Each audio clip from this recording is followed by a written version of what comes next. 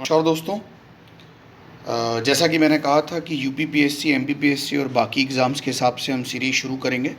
तो उसी श्रृंखला में अगला वीडियो है प्रियम्बल का। चलिए आज इस टॉपिक को डिस्कस करते हैं जल्दी से।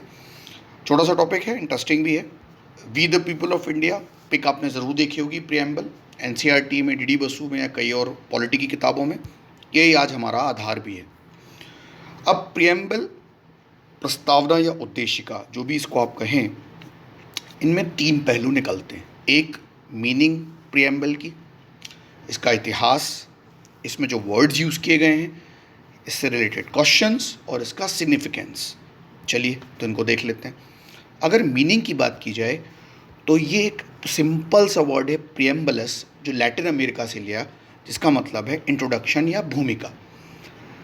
दूसरे शब्दों में ये एक इंट्रोडक्टरी स्टेटमेंट है जो किसी भी एक्ट के लागू होते समय ये बताता है कि why this act has been introduce, इसका पर्पस क्या है, इसका आइडिया एक्ट का क्या होगा, किन ऑब्जेक्ट्स को ये एक्ट लेकर आया है, इस एक्ट के प्रिंसिपल, इसके सिद्धांत क्या होंगे।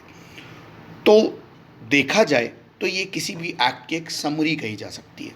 इसके इतिहास में भी प्रियम्बल का अर्थ हम निकाल सकते हैं। जैसे मैं आपसे बोलूँ, प्रियम्बल की हिस्ट्री अगर हम डिस्कस करें तो 9 दिसंबर 1946 को जब कॉन्स्टिट्यूएंट असेंबली बनी, जो कॉन्स्टिट्यूशन को बना रही थी, तो उसके चौथे दिन 13 दिसंबर 1946 को जवाहरलाल नेहरू जी ने एक ऑब्जेक्टिव रेजोल्यूशन रखा असेंबली में, जो कि 22 जनवरी को एज अ प्रियम्बल पास कर दिया गया। ये ऑब्जेक्टिव रेजोल्यूशन क्या बताता था? दो बातें, कॉन्स्टिट्यूशन बनाने का उद्देश्य, पर्पस, एंड देन हमारा कॉन्स्टिट्यूशन कैसा होगा। चलिए, तो इस ऑब्जेक्टिव रेजोल्यूशन से दो बातें निकल कर आई। पहली, as a free country we need independent foreign policy, जो ये ऑब्जेक्टिव रेजोल्यूशन बता रहा था। अब भाई हम स्वतंत्र देश है ना, तो हमारी जो फॉरेन पॉलिसी होगी वो भी तो स्वतंत्र होगी। और दूसरा, अब हम किसी के डोमिनियन तो थे नहीं, तो सीधी सी बात है हमारी इंटरनल पॉलिसी भी स्वतंत्र होगी, तो आइडियोलॉजी भी, सिद्धांत भी तो स्वतंत्र होंगे। तो इसीलिए ये ऑब्जेक्टिव रेजोल्यूशन बेसिकली हमारे पूरे कॉन्स्टिट्यूशन की समरी को हमारे सामने रख रहा था।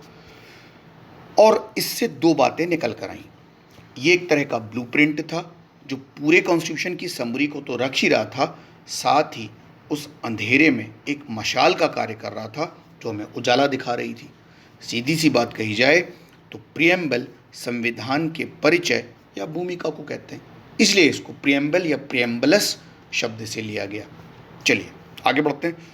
अब देखते हैं प्रियम्बल में इंपॉर्टेंट वर्ड्स। ये जो प्रियम्बल के इंपॉर्टेंट वर्ड्स हैं, ये इसके 4 एलिमेंट्स को बताते हैं। ये 4 एलिमेंट्स प्रियम्बल के क्या हैं? कॉन्स्टिट्यूशन का सोर्स, इंडिया का नेचर, कॉन्स्टिट्यूशन के ऑब्जेक्ट्स और कॉन्स्टिट्यूशन की डेट जब हमने इसको अडॉप्ट किया। तो प्रियम्बल में एक इम्पॉर्टेंट बात और बताता चलूँ, 42nd कॉन्स्टिट्यूशन अमेंडमेंट एक्ट भी आया है 1976। इसमें एक बार अमेंडमेंट भी हो चुका है, जिसके थ्रू इसमें 3 वर्ड्स और जोड़े गए, सोशलिस्ट, सेकुलर और इंटीग्रिटी। इन पे हम बाद में डिस्कस करेंगे, पहले हम देखते हैं इसके एक एक वर्ड्स को। सबसे पहले हम देखते हैं we the people of India. Preamble की लाइन में सबसे पहला सेंटेंस ये बताता है कि कॉन्स्टिट्यूशन बनाते समय हमने कोई भी एक्सटर्नल सोर्स यूज़ नहीं किया। कॉन्स्टिट्यूशन की पावर का मुख्य सोर्स थे वी द पीपल, हम भारत के लोग, यानी संविधान हमसे ही मिलकर बना है, हमने ही उसे बनाया। देन कुछ वर्ड्स प्रियम्बल के ऐसे हैं जो कॉन्स्टिट्यूशन के ऑब्जेक्ट को बताते हैं, जैसा मैंने आपको ऊपर बताया, इसके उद्देश्य को। जैसे सोशल, इकोनॉमिक, पॉलिटिकल जस्टिस। अब भाई भारत में अगर सभी को सामाजिक, आर्थिक, राजनीतिक न्याय मिलेगा तो भारत के ऑब्जेक्ट, उद्देश्य क्लियर रहेंगे नागरिकों के लिए। Then equality in the opportunity होगी, यानी अवसर की समानता सबको मिलेगी, तो सीधी सी बात है समानता का सिद्धांत बनेगा। स्टेटस आपका अपना है, उसको एंजॉय कीजिए, आपकी प्राइवेट लाइफ है। Then liberty in of expression and religion, सीधी सी बात है भारत का उद्देश्य क्या है, आपको अपने को अभिव्यक्त करने की स्वतंत्रता मिलनी चाहिए, तभी तो लोकतंत्र मजबूत होगा। प्रेस की स्वतंत्रता इसका सबसे अच्छा एग्जाम्पल। और सर्वधर्म समभाव की नीति, जो कि प्राचीन काल से चली आ रही है, वसुदेव कुटुंबकम, तो ये भी भारत की संविधान का उद्देश्य था। एंड देन फ्रेटर्निटी, यानी कि भाईचारा, बंधुत्व।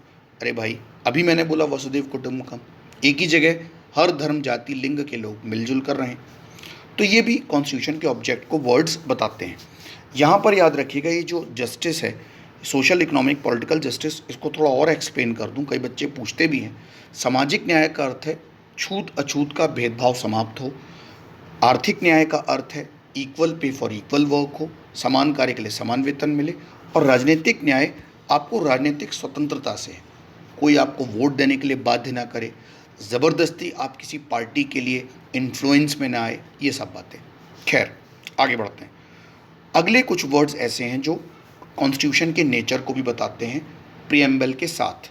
ये वर्ड्स हैं सोवेरियन, रिपब्लिक, सेकुलर और डेमोक्रेसी, यानी प्रजातांत्रिक समाज, संप्रभु, गणतंत्र और पंथ निरपेक्षता, जिनको हम डिटेल में देखेंगे। यहाँ पर एक बात और, जब हमने कॉन्स्टिट्यूशन को अडॉप्ट किया तो याद रखिएगा 26 नवंबर 1949 को प्रीएम्बल ऑलरेडी कॉन्स्टिट्यूशन में शामिल थी, ना केवल एक गाइड के रूप में, बल्कि वो ये भी बता रही थी कि कॉन्स्टिट्यूशन के मेन ओरिजिनल सोर्स क्या हैं, एंड देन उसके ऑब्जेक्ट क्या हैं और उसका नेचर क्या है।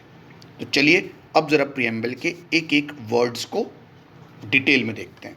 सबसे पहला वर्ड डेमोक्रेसी, यानी प्रजातंत्र, डेमोक्रेटिक रिपब्लिक जिसे बोलते हैं। डेमोक्रेसी दो ग्रीक शब्दों से मिलकर बना है, डेमोस एंड क्रारिया, यानी डेमोस का मतलब होता है पीपल, क्रारिया का मतलब होता है शासन या रूल, यानी कि जो भी शासन होगा वो रूल ऑफ द पीपल से मिलकर बनेगा। मतलब जो गवर्नमेंट की अथॉरिटी होगी वो लोगों में निहित होगी, लोगों के पास होगी, यानी भीड़ तंत्र, स्वयं लोग अपनी सरकार चलाएंगे।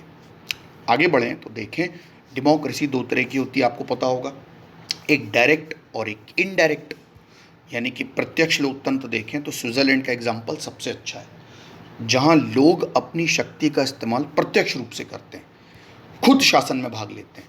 लेकिन अगर इनडायरेक्ट डेमोक्रेसी को देखें तो लोगों द्वारा चुने हुए प्रतिनिधि सर्वोच्च शक्ति का इस्तेमाल करते हैं, जैसे कि इंडिया, आप अपने प्रतिनिधियों को चुनते हैं ना, अपने रिप्रेजेंटेटिव को।